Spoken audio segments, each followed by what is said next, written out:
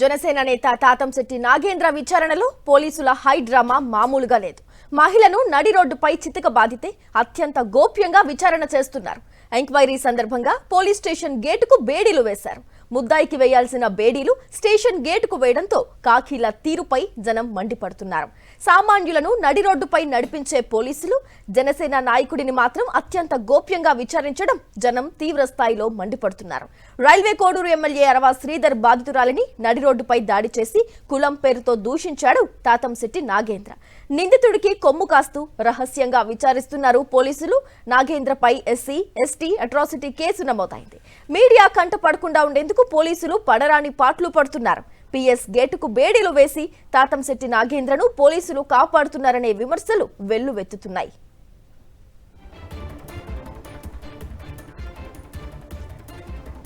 అంశానికి సంబంధించి పూర్తి డీటెయిల్స్ అందించేందుకు మా కరెస్పాండెంట్ మూర్తి లైవ్ ద్వారా జాయిన్ అవుతున్నారు. మూర్తి, చెప్పండి, నిందితుడికి వేయాల్సిన బేడీలు పిఎస్ గేటుకు వేయడం ఏంటి? అసలు ఏం జరుగుతోంది మూర్తి?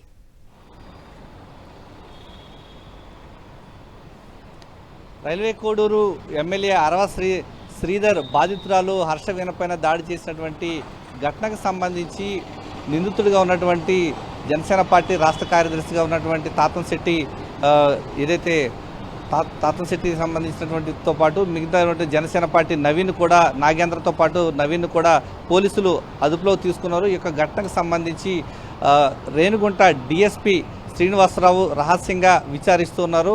రైల్వే కోడూరు పోలీస్ స్టేషన్లో యొక్క అత్యంత గోప్యంగా విచారించడం పట్ల ఇప్పుడు పలు విమర్శలు వ్యక్తమవుతూ ఉన్నాయి. ప్రధానంగా ఈ యొక్క పోలీస్ స్టేషన్ లోపలికి ఎవరిని కూడా వెళ్ళనివ్వకుండా గేటుకు తాళాలు వేసి ఈ యొక్క రహస్య విచారణ జరపడం వెనక ఆంతర్యం ఏంటనేది ప్రధానంగా మీడియాలో పలు కథనాలు వినిపిస్తున్నాయి. అధికార పార్టీకి సంబంధించినటువంటి నాయకుడు కావడం చేతనే ఎస్సీ, ఎస్టీ అట్రాసిటీ కేసులో ఇంత గోప్యత పాటిస్తూ విచారిస్తున్నారనేది ప్రధానంగా ఆరోపణలు వినిపిస్తున్నాయి. ప్రధానంగా ఈ యొక్క మహిళని కూడా చూడకుండా ఎమ్మెల్యే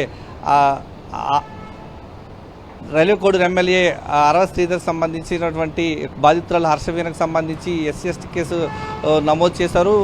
దీనికి సంబంధించి రైల్వే కోడూరు పోలీస్ స్టేషన్లో 69 కింద ఎఫ్ఐఆర్ నమోదైంది. హత్యాయత్నం కింద కేసు నమోదు చేయాలంటూ ఇప్పటికే బాధితురాలు ఫిర్యాదు చేసినప్పటికీ కేవలం అట్రాసిటీ కేసుతో సరిపెట్టడం పట్ల వారంతా కూడా పెద్ద ఎత్తున ఆందోళన కూడా సిద్ధమవుతున్నారు. ఈ యొక్క అంశానికి సంబంధించి ఈ యొక్క రేణిగుంట సర్కిల్ డిఎస్పీ ప్రస్తుతం ఈ యొక్క జనసేన పార్టీ నాయకులను, ఈ యొక్క నిందితులుగా ఉన్నటువంటి నాయకుల్ని ప్రస్తుతం విచారిస్తున్నారు. తాతంశెట్టి నాగేంద్రతో పాటు ఇటు నవీన్, ఇటు మరోవైపు మహేష్ కూడా విచారించేందుకు సిద్ధమవుతూ ఉన్నారు. Right, thank you Murthy, thank you for the details.